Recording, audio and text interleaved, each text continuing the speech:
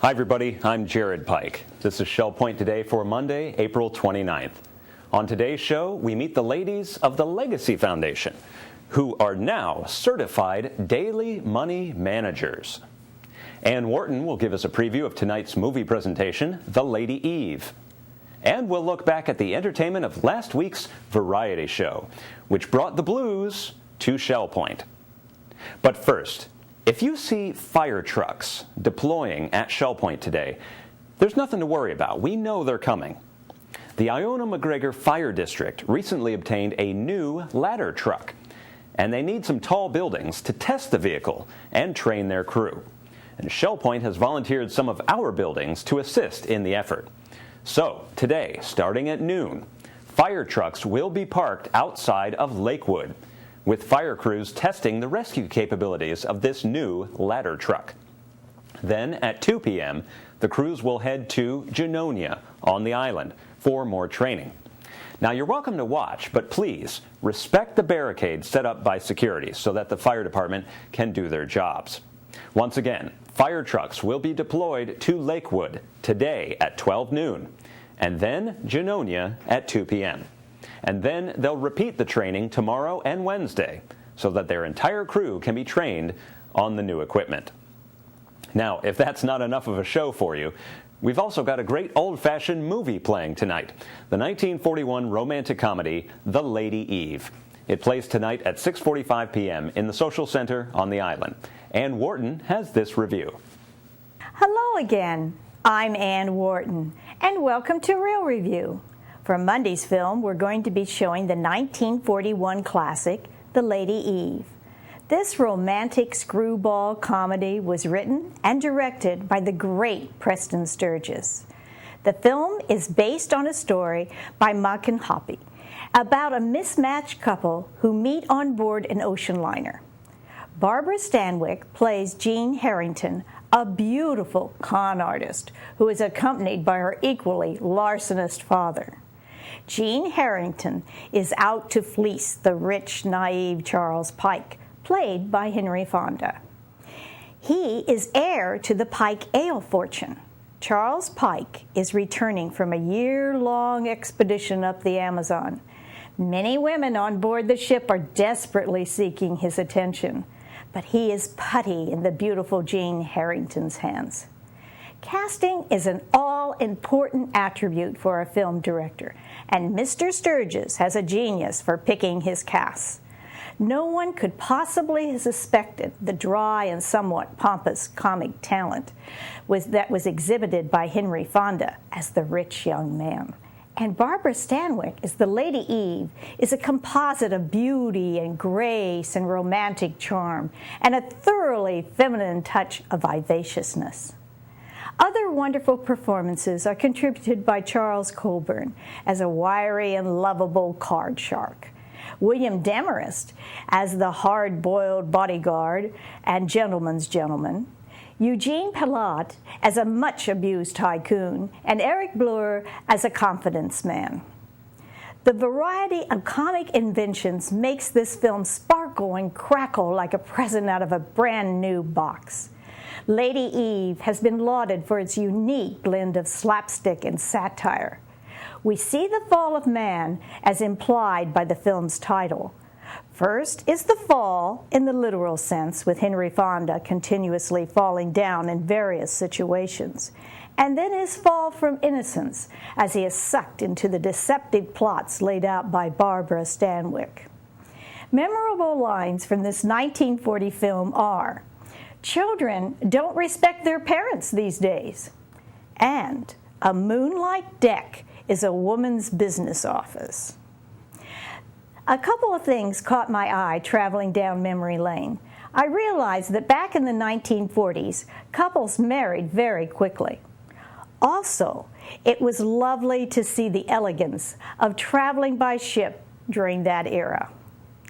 The Lady Eve was nominated for an Academy Award for Best Writing and Original Story. It was also selected for preservation in the National Film Registry by the Library of Congress as being culturally, historically, and aesthetically significant. The movie, The Lady Eve, will be shown on Monday night at 6:45 p.m. in the Social Center on the island. Be sure to see this sparkling romantic comedy. See you all at the movies. We have several events tomorrow that you should take note of. Tomorrow night, the Naples Harp Ensemble performs at the church auditorium. The harp has a sound unlike any other instrument, and a group of harps creates an unparalleled sound of beauty and grace. Come to this free performance with the Naples Harp Ensemble tomorrow night at 7:15 at the church auditorium. Also tomorrow, a document shredding service will be on site to help you dispose of old bank statements and other documents that need to be securely disposed of. Now, this is a free service, courtesy of Finemark Bank, and you don't even have to get out of your car. Just bring boxes and bags of your documents to the driveway of the village church tomorrow from 9 a.m. to 10:30 a.m. You know, it's a good feeling to know that here at Shell Point, we have people that can help guide you in your finances and other important matters. And it's even more encouraging to know that these people have professional accreditation. On page 19 of your Shell Point Life magazine, you'll see that 3 of our Legacy Foundation staff recently went through a rigorous testing process to qualify as professional daily money managers, meaning that when you utilize the Legacy Foundation for bill paying, estate planning, or any other service, you know you're talking to qualified individuals.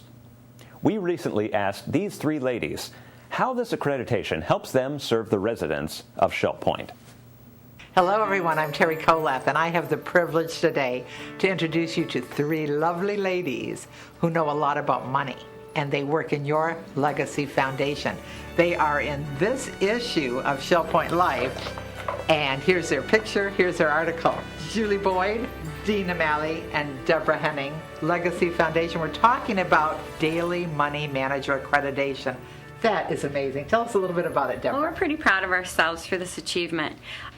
There was a process where we had to actually study for the exam, and Deena will tell you more about that. We had to qualify to take the exam once we knew what we were doing, and they do a rigorous background check. We're also tested on certain skills. We had to work at least 1,500 hours in our field in a year. That 1,500 hours ahead of time makes sure that people who get into this course are hit the ground running. Exactly. Know what they're doing. Exactly. It's not you have to do the 1,500 hours every year. Wow. It helped us a lot. But our daily work is what really made it for us. Julie, tell us a little bit about how this actually works now that you have this certification. How is it when you're working with our residents at Shell Point? Well, we use it in our everyday business. It lends credibility and legitimacy, really, to what we're doing. It helps us be more well-rounded with our clients. We deal with clients either face-to-face, over the phone, coming in, new residents, sometimes prospective residents that are not, with Shell Point as of yet. So we try to help out in any way that we can. I would assume that this would give you another layer of confidence. You must be the questions must come at you constantly. And now you have this information that you can draw on, that you're sure of. Exactly. Yeah. And how many people do you see in an average month at Shell Point, would you say, Deena? Right now we have over 130 households here at Shell Point, and it's about 150 people, and they're in all walks of Shell Point. So plus you have to imagine we see clients that are not ours, but they live here at Shell Point when they need help with insurance questions or financial planning questions. So we could see, 400 or 500 people every month between the staff that we have. So it's amazing. You know who's coming and a little bit about what they're going to want to talk about when they get there. Sometimes. Sometimes they just walk in. So we're always on our toes and ready to assist resident or clients. It doesn't matter. We're just here to help people. So. And you've also shared that the land representative has been a part of this. That's right. We have an office in our Alliance community, and we do have a staff person up there. She's been with us for 2.5 years, and she also took the Daily Money Manager accreditation test, and we're really happy to say that she passed as well. So now we have 4 people on our staff of 8 that are certified money managers. So we're very proud of the staff. And I love the fact that it's a daily money management, because in our kind of economy and the times we live in, daily people have questions about money. Everything's fluctuating all the time. So we're just so proud that we have you and that you're here looking to the needs and interests of our residents. What are your hours, Deena? Our hours are 9 to 4, Monday through Friday. Monday through Friday. Yes. And how would we get in touch with you? Our phone number is 466-8484. Also to be found in the resident roster under Legacy Foundation. That's correct. Well, again, I have to echo what Tim Stevenson always says about his staff, that we are very fortunate to have you in your service to our residents, the 3 of you, and our person in the DeLand office who works with the Legacy Foundation. And so proud that now we have Daily Money Manager accreditation. Thank you so much. Thank you.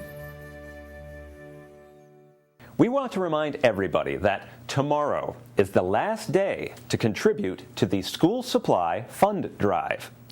This resident-led initiative collects money to buy school supplies in bulk, and then in August distributes them to the children and grandchildren of Shell Point employees. Each of these bags contains pencils, paper, glue, erasers, highlighters, and all the other things that kids need to start the school year, from kindergarten up to 5th grade. Donations can be dropped off at either service desk, and if you write a check, make it out to Shell Point with the memo line, School Supplies. In August, your donations will multiply into hundreds of bags of school supplies, enabling these kids to start the school year off right. Janet Bendel, a former teacher herself, is available if you have questions by calling 454-5953. Janet also wanted us to remind you that they are accepting donations of canvas bags. So, if you have extra canvas shopping bags, you can drop them off at Janet's home at 632 Coquina. Many thanks for your contributions in this year's School Supply Fund Drive. Well, we all had a chance to act like kids last week at the Shell Point Variety Show. The theme was the blues, and all the residents and employees offered up entertainment with a blue theme. Now, all this week, we'll be sharing tidbits from the Blues Variety Show, which was hosted, appropriately enough, by the Blues Brothers. Today, we'll see a performance by the Shell Point Line Dancers, whose accompanying song was Blues on the Bayou. Ladies and gentlemen, the Shell Point Line Dancers.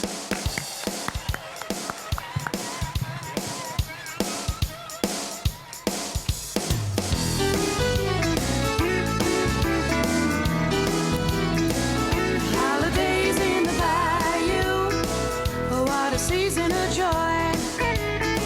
We're gonna have a Cajun fado love for all the girls and boys. We're gonna head down south and have some fun, and nothing gonna keep me from holidays in the bayou. We'll let the good times roll. We head to New Orleans, stroll by the Vocal Ray, singing together on Bourbon Street, dancing our cares away. See the parade of lights down the Mississippi they'll come. The French Quarter smells so sweet. My share, this is the way it's done with holidays in the bayou. Who could ask for more? When the saints come marching in, we'll be jumping for joy. Gonna head down south and have some fun, and nothing gonna keep me from holidays in the bayou. C'est bon temps roulé. We got the jazz and blues playing Christmas tunes from Lafayette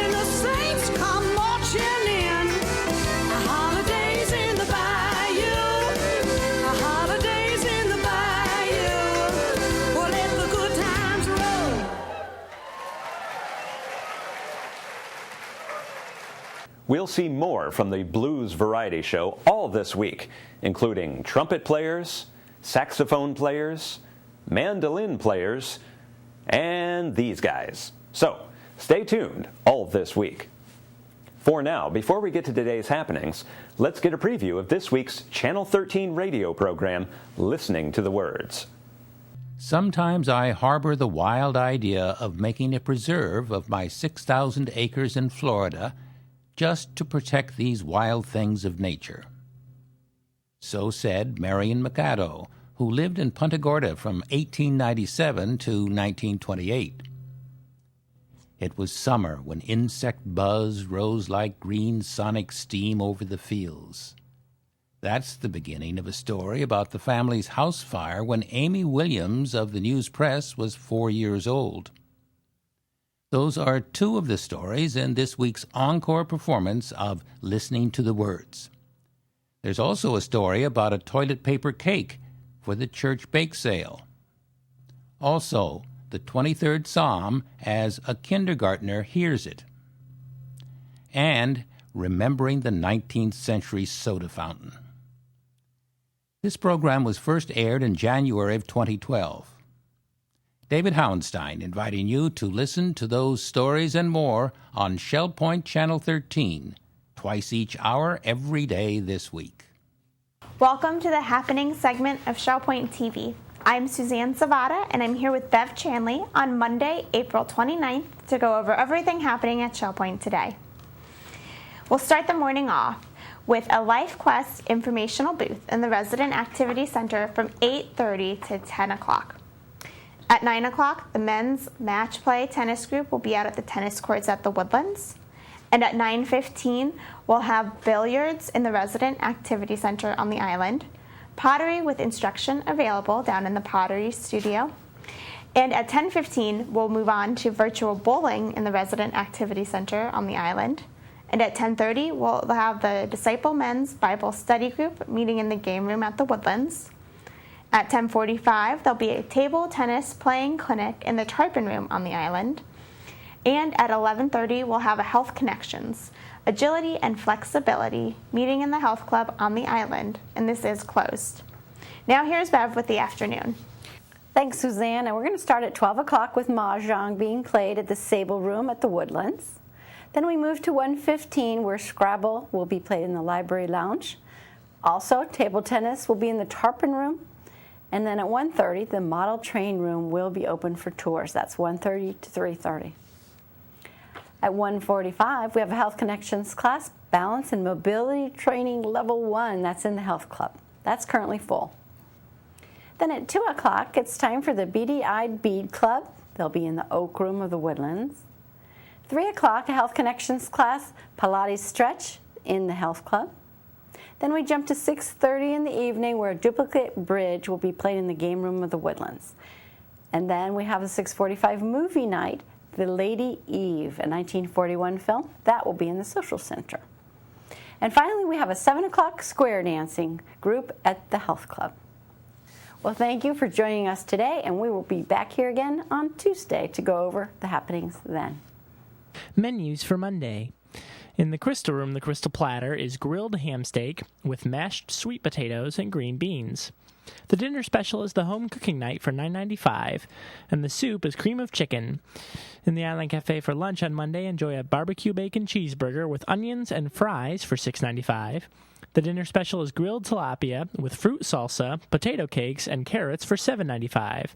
And the Palm Grill is closed on Mondays. All menus are available 24 hours a day at www.shellpoint.net.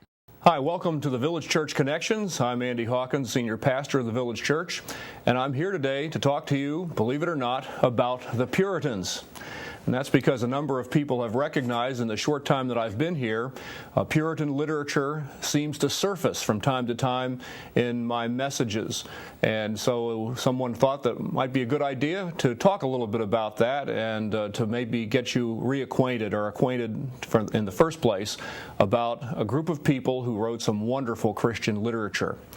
Now, it's interesting, as I've begun teaching here, you might have remembered that I started a series just this past Sunday evening called The Last Revelation of Christ, and that series actually was inspired by a book that I read a number of years ago by a 17th century English Puritan by the name of William Greenhill, and his book was entitled Christ's Last Disclosure of Himself.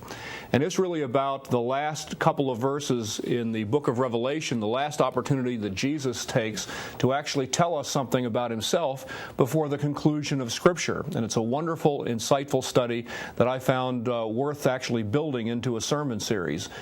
We also might remember that back in the fall when I candidated here, I preached on 1 Corinthians 13, and I used a number of insights from Jonathan Edwards in his wonderful treatise on 1 Corinthians 13 called Charity and Its Fruits. And so Puritan literature has been very important in a lot of the thinking that I have been engaged in, and it tends to show up from time to time in some of my messages. Now you might wonder, well, who were the Puritans? It's kind of interesting. Someone wants to find a Puritan as someone who was very concerned that somebody somewhere might be having a good time.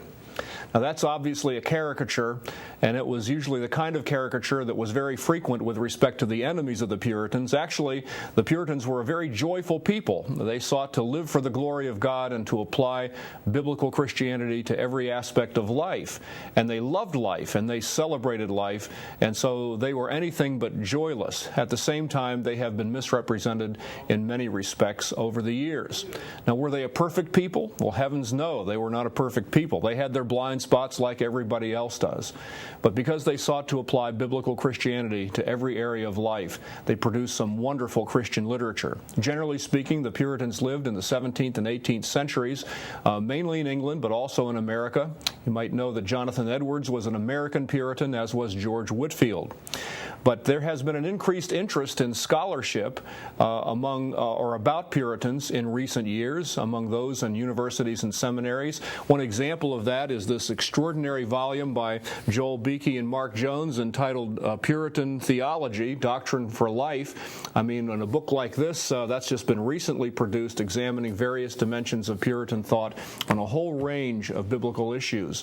And there have been a lot of books that have been rewritten of the Puritans that have made them accessible to those of us modern Americans. And so, for instance, I have a whole pile of them here. Books like The True Christian's Love to the Unseen Christ, one of my favorites. Christopher Love's Grace, book on grace, and then a compilation of Puritan writings on loving one another are all books that have been produced by Soli Deo Gloria Publishing, which is now owned by Reformation Trust publishers. I have a number of favorites that I have loved to enjoy, and as a matter of fact, one of the things that I've very much treasured in my own devotional life is a little book called The Valley of Vision, and it's a book that has Puritan prayers and poems and devotions, and I find myself almost daily reading something out of this particular book that I think is a great treasure. I'd like to give you just a brief insight into one of the quotations that I like very much to give you a flavor of some of the writing of the Puritans. This is from Jonathan Edwards, and it has to do with his description of heaven. And he writes this: "But oh, what rest there is in that world which the God of peace and love fills with his own gracious presence, and in which the Lamb of God lives and reigns, filling it with the brightest and sweetest beams of his love, where there is nothing to disturb or offend, no being or object to be seen that is not surrounded with perfect amiableness and sweetness, where the saints shall find and enjoy all that they love and so be perfectly satisfied." And he goes on and on and on, listing the wonderful attributes of heaven.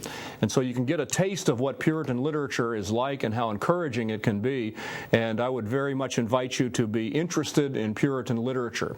If you're interested in the Puritans themselves and the kind of thought, I would highly recommend a modern book about them by J.I. Packer called A Quest for Godliness. This is an excellent introduction to the Puritans. We actually have this one in our church library. At least it'll be in our church library when I sneak it back in there this afternoon, because I just took it out here just for this show.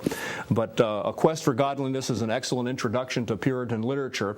And then if you're interested in another Puritan book, I'd be happy to talk to you about the kinds of books you might be interested in, and then give you some suggestions, and I'll even order them for you. So just contact me at the Village Church, and I'd be happy to make that kind of connection, suggest suggest some resources that might be interesting and helpful for you.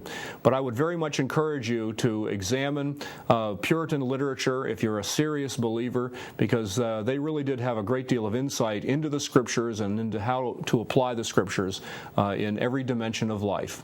So thank you for joining us in Village Church Connections, and we'll look forward to seeing you very soon.